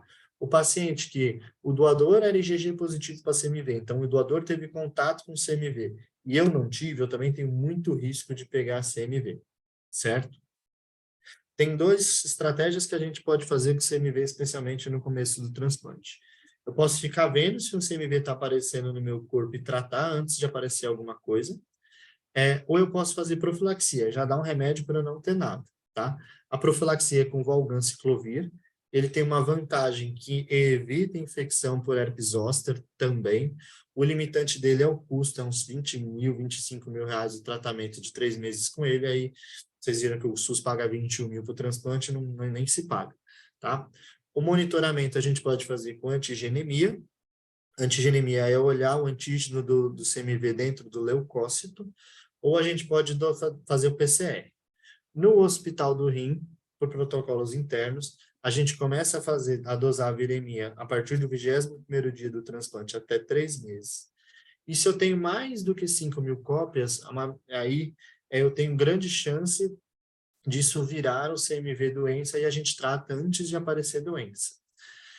que é a doença pelo CMV? Os principais sintomas são gastrointestinais, então dor, esôfago, estômago e colite com diarreia ou dor de estômago ou de enofagia. As alterações oftalmológicas, pneumológicas, de pneumopatia, que pode acontecer tipo em pacientes com AIDS, são menos comuns, tá? Então, se o paciente tem claros sintomas, independente da carga viral, eu vou tratar porque eu vou entender isso como doença e posso, inclusive, confirmar com biópsia e inclusão viral em tecido. Se não, pacientes com viremia, a gente trata se maior do que 5.000 cópias pelo risco disso antes disso aparecer como doença. Tratamento é com ganciclovir, tem ajuste de dose para função renal. Às vezes o paciente está disfuncionado, a gente dá uma dose menor, tem que lembrar de ajustar. O tempo de tratamento do CMV é pelo menos 14 dias e ou até zerar as cópias. Então, vou dando pelo menos 14 dias e se não zerou em 14 dias, até ter o PCR zeradinho. Joia. Outras palavrinhas da sopa de letrinhas que são muito específicas do REM Flashcard. BKV. BKV, também conhecido como polioma. O professor Luiz Moura me contou uma vez que o polioma ganhou esse nome porque eles identificaram pela primeira vez esse vírus na vacina da polio e falaram, é um polioma, é um bicho diferente na vacina da polio. Mas classificaram esse vírus, esse é um vírus da família do JC, que ele causa LEMP no HIV. É um vírus que tem trofismo pelo tecido renal, então, e é endêmico. Todo mundo tem contato com esse vírus, ele gosta de rim, mas quando a gente tem uma expressão boa, ele fica quieto, tá? Em pacientes que fizeram retransplante, pacientes HIV, pacientes que receberam dose adicional de timo, que trataram rejeição, a imunidade baixou, esse vírus vai lá e pode aparecer. Todos os vírus entram nas células e fazem inclusão viral. Ele gosta muito de tecido renal e epitélio urotelial. Então, pode descamar esse tecido com o vírus dentro e cair na urina, e eu posso pesquisar isso pesquisando as decoy cells. Então, eu olho o epitélio descamado, se ele tem esse núcleo gigante, porque tem vírus aqui dentro. Isso aí depende de um patologista muito bom para identificar, né? Os pacientes primeiro fazem virúria, eles vão fazer xixi, a gente pode fazer o PCR na urina procurando o polioma e vai ver que tem polioma na urina, e depois a gente dosa isso no sangue e ele pode fazer viremia. Primeiro ele faz virúria, depois viremia. Tá? O paciente começou a piorar a função renal, eu não estou entendendo muito o que está acontecendo, ele está muito imunossupresso, eu vou pedir um PCR para polioma, eu vou achar que é o polioma que está causando isso em literatura, quando eu tenho mais do que 10.000 cópias, é uma provável nefropatia por polioma. Olha, mais do que 10.000 é possível que seja ele que esteja causando essa disfunção aguda do enxerto. Como é que eu provo que é o polioma? Biopsia. Então, se eu biopsio o rim, e aí eu vejo as células tubulares com grandes inclusões virais, além de tubulites, infiltrado inflamatório, especialmente as inclusões virais, me falam muito a favor de ser uma nefropatia por polioma. Às vezes dá dúvida, tubulite, infiltrado também é coisa de rejeição, às vezes não é muito claro essas inclusões virais nas células. Aí o que eu posso fazer? Um exame de imunohistoquímica chamado SV40, que eu procuro o antígeno do BK vírus dentro das células. Aí aqui, por exemplo, são esses verdinhos, é o antígeno do BK vírus, então tá aí o BK confirmando que é uma nefropatia por polioma. Como é que eu trato polioma? Eu diminuo a imunossupressão, espero o corpo botar para fora. Basicamente, o Hospital do Rim tem alguns protocolos com imunoglobulina que estão sendo muito promissores, mas inicialmente é diminuir a imunossupressão. Joia. Outro nome da sopa de letrinha é o PTLD, que é o linfoma pós-transplante. O linfoma pós-transplante lymphoproliferative disease. Tá? O linfoma pós-transplante ele tem duas situações. Ele pode ser relacionado ao Epstein-Barr vírus, e aí é muito mais comum quando é relacionado ao Epstein-Barr vírus na população pediátrica que não teve contato com o Epstein-Barr. Então, essas crianças, normalmente, elas fazem um PTLD mais precoce no primeiro e no segundo ano do transplante relacionado ao Epstein-Barr. Em linfomas pós-transplante mais tardios, eles não necessariamente são relacionados ao Epstein-Barr e pode ser uma questão de imunossupressão acumulada e favorecendo o aparecimento de um câncer. Os sintomas são muito parecidos com o de um linfoma, sintomas tipo B, perda de peso, pode aparecer com massa bulk abdominal, linfonodomegalia, às vezes lesões em estômago, em colo. tá? Como é que trata o linfoma? É hemato que trata, tá? Normalmente eles dão R-CHOP, e aí depois do transplante, o emitor, depois do transplante, ó, depois da quimioterapia, o emitor tem um bom perfil de segurança nesses pacientes que tiveram câncer, que tiveram relação com o EBV. Então, às vezes, depois de tratar, como eu sei que tem uma relação com imunossupressão, às vezes a gente volta primeiro com o emitor como imunossupressão. Tem um paciente com câncer, o que que eu faço com a minha imunossupressão? Eu vou pesar custo-benefício nas situações e conversar com o meu oncologista e meu hemato. Eu tenho um câncer de pulmão, o paciente é transplantado, tem um câncer de pulmão, com metástase óssea, com metástase pulmonar, metástase cerebral, está fazendo uma quimio paliativa, sobre a vida dele é de 1 ano. Eu vou suspender a imunossupressão para ele enfrentar esse câncer? Cara, é melhor ele ter esse momento de paliação com o rim dele funcionando com melhor qualidade de vida. Então, se não tem proposta de tratamento, às vezes a gente discute de manter a imunossupressão. Não, é um câncer, ele precisa treinar, ele não pode ficar imunossupresso por coisa do transplante, ou eu vou dar outra imunossupressão, a gente opta por tirar a imunossupressão, porque, né, para tratar esse câncer. Então, isso é muito discutido, mas a gente pesa se esse câncer vai ter cura ou não, especialmente. UFA, diabetes pós-transplante. Vocês vão ver na sopa de letrinhas como DMPTX. O tacrolimus, o emitora, a prednisona podem favorecer o aparecimento de diabetes no paciente que não tinha diabetes depois de receber o transplante. A gente vai chamar isso de diabetes pós-transplante. Isso acontece principalmente depois dos 6 primeiros meses de transplante. Então, é perto, logo perto nos primeiros 6 meses, depois dos primeiros 6 meses. Quem tem mais risco? Quem tem mais de 40 anos, obesidade, resistência insulínica prévia. Hiperpara pós-transplante, é outra coisa que também vocês vão ver pipocar aí.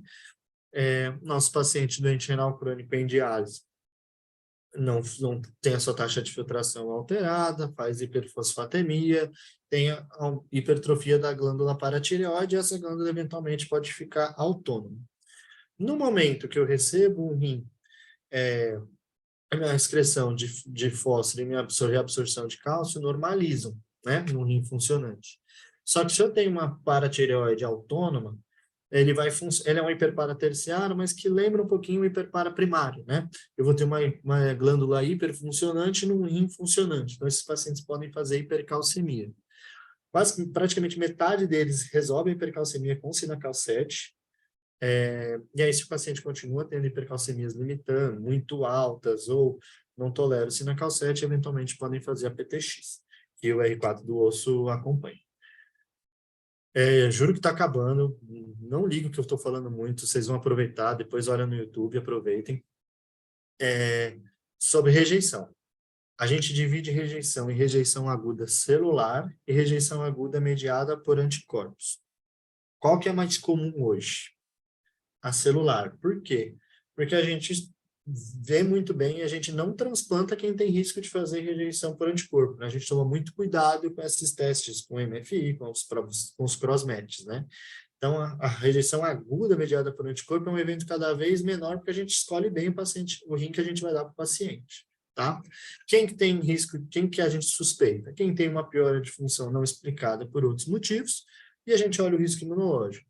Então, o paciente tinha anticorpos pré-formados, o paciente tem um painel alto, o paciente não toma medicação, tacrolimus cada hora que eu dou está de um jeito. É um paciente que tem mais risco de fazer rejeição. A classificação histológica de rejeição é a Banff. Banff é uma cidade no Canadá, que tem esse lindo lago, que os patologistas se reúnem para fazer a classificação e, eventualmente, atualizar. De maneira muito sucinta, a gente divide a rejeição aguda celular, a RAC, em 1A, 1B, 2A, 2B e 3. 1A, 1B é quando tem tubulite e acometimento intersticial. Então, o que é tubulite? Sinal da seta. Células de defesa entrando aqui na borda, na base do tubo, às vezes até destacando as células tubulares, certo? E infiltrado intersticial. Dependendo da quantidade de tubulite, de infiltrado intersticial, eu vou chamar isso de RAC 1A e RAC 1B.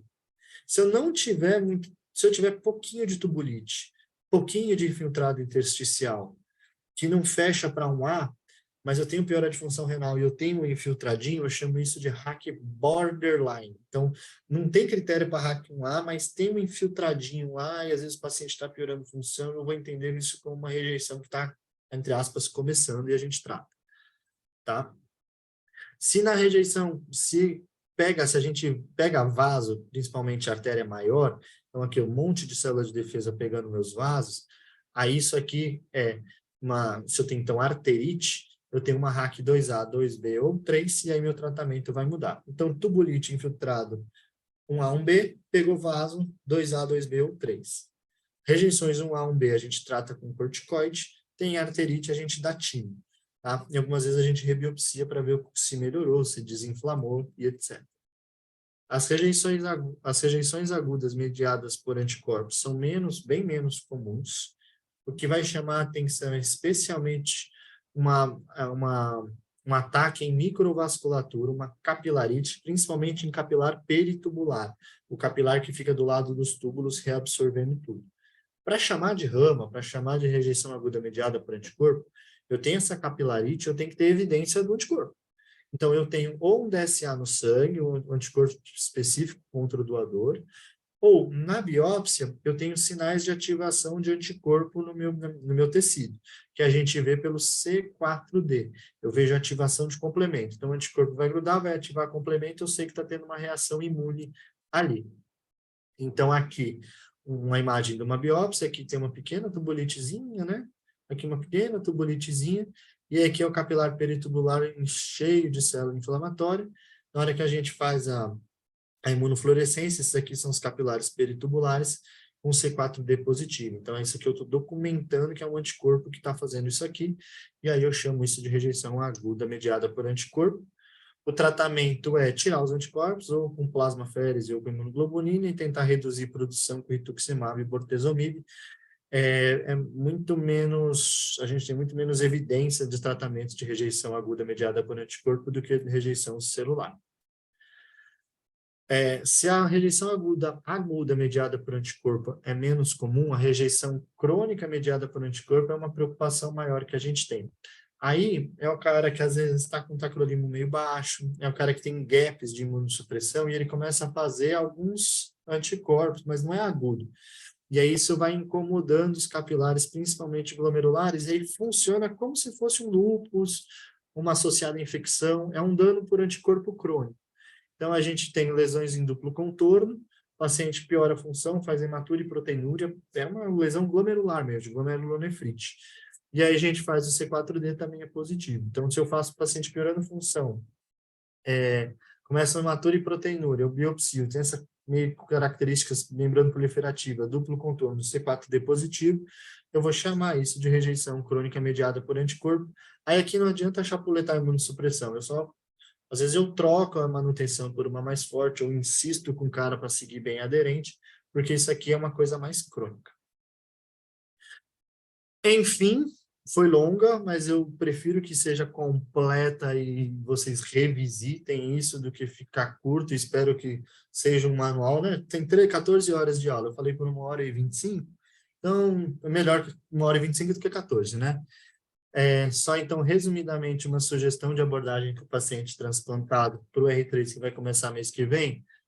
Chegou o paciente transplantado, ou a gente que vocês estão R4, daqui a pouquinho estão passando visita aí pelos cantos, está chegando paciente transplantado, tudo que é canto.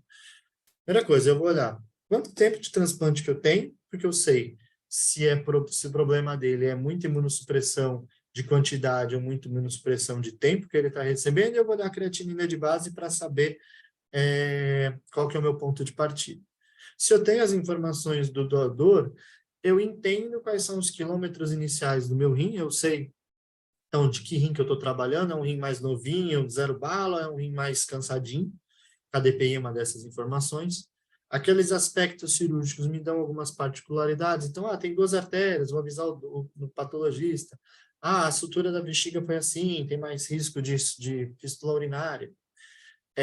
Eu vou olhar o meu doador, óbvio, como qualquer história clínica, né? Qual foi a causa da doença renal crônica, quais são as comorbidades e preocupações que eu tenho, e vou olhar o risco imunológico dele. Então, quanto que era o painel dele? Quantos anticorpos que ele tem contra a população de São Paulo? ele tinha anticorpo contra o seu próprio rim em coisas antepassadas, ele tem muito mismatch, ele tem mismatch em DR, então é um cara que tem mais risco de fazer rejeição ou não. E aí a gente vai olhar as questões de imunossupressão. Pensando nisso, eu estou esse paciente está imunossupresso demais, está tendo muita complicação infecciosa, ele está imunossupresso de menos, ele está tendo muita rejeição, então eu tento pontuar isso, ou ele está tendo efeito colateral da imunossupressão.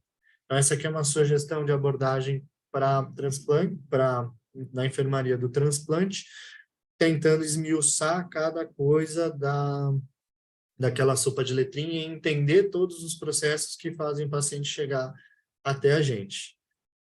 Ufa! Se tiver dúvida depois de tudo isso, meu Deus. Mas é isso, gente. É longa, mas eu acho assim, prefiro que seja longa, completa e que para o R4 seja uma revisão aí para todos os estágios que vão ter ao longo do ano e que para o R3 sirva como um guia, porque o estágio da R4, você tem que cuidar dos pacientes, você tem que entender de complicações crônicas do transplante, você nem entender direito o que é o transplante, é meio que trocar o carro trocar o pneu com o carro andando, né? Então, é uma tentativa disso que ser um guia inicial para os estágios que vêm. Desculpa por falar muito. Acabou. Nada de pedir desculpa, né, David? Perfeito.